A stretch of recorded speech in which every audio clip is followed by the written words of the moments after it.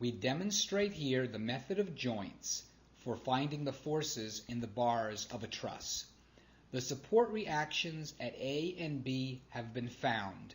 We need to dismember the truss and draw FBDs for all the bars and all the pins or joints. We start by choosing joint C as a subsystem. It is loaded by the given force F and interacts with the bars BC and AC. Since the bars are two force members, each applies a force acting along its length to the joint C. The magnitudes and senses of these forces are unknown. In this case, we can anticipate the senses of the forces, knowing that the applied force F acts down. Since BC acts horizontally, vertical equilibrium requires that AC acts upwards and to the right. It pushes on the pin C. Now that the sense of AC is known, we consider horizontal equilibrium. Since AC has a rightward component, BC must act to the left. It pulls on the pin C. Notice that all forces act through the pin, so equilibrium of moments about the pin is automatically satisfied. For this reason, with joints, we only impose force equilibrium. Notice that the FBD of joint C is solvable. There are two unknowns and two equations. The two forces on the pins are exerted by the bars. So, by Newton's third law, the pin exerts equal and opposite forces on the two bars. The bars are both two force members and are in equilibrium. So the forces at the other ends of the bars must have the same magnitudes and be opposite in sense. We need to determine the force in bar AB. We can find it by analyzing either joint A or B. Let's consider joint A.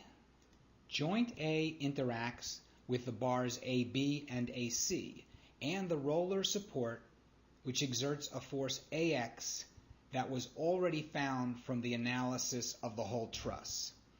The force of pin A on the bar AC is already known, and by Newton's third law, the bar AC exerts an equal and opposite force on the pin A. Consider now equilibrium of joint A qualitatively. Horizontal equilibrium can be satisfied because the reaction AX and the bar force AC have opposite horizontal components. Vertical equilibrium requires the force of AB to be upward. Note that when we apply equilibrium quantitatively, we obtain force magnitudes and senses, although the senses that we anticipated are correct. Now the FBD of joint A is solvable for AB. Let's now write down the equilibrium equations for joint A. Equilibrium of joint A in the vertical direction lets us determine the force AB. Equilibrium of joint A in the horizontal direction does not lead to new information. It just confirms the magnitude of the reaction at A, which we found from the equilibrium of the whole truss. So we have found the force of bar AB on pin A. Now we can draw the equal and opposite force of the pin A on bar AB. Bar AB is in equilibrium, so the force at the other end is known. It is the force of pin B on bar AB. Let's consider now joint B. It interacts with the pin support exerting forces Bx and By. The pin at B also interacts with the bars AB and BC. We now know the sense and magnitude of the equal and opposite force that AB exerts on pin B.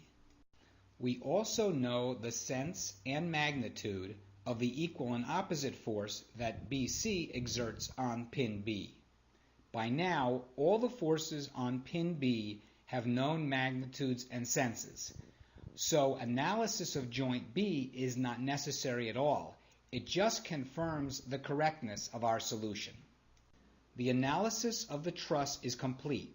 with all bar forces found and all joints in equilibrium and consistent with the support reactions.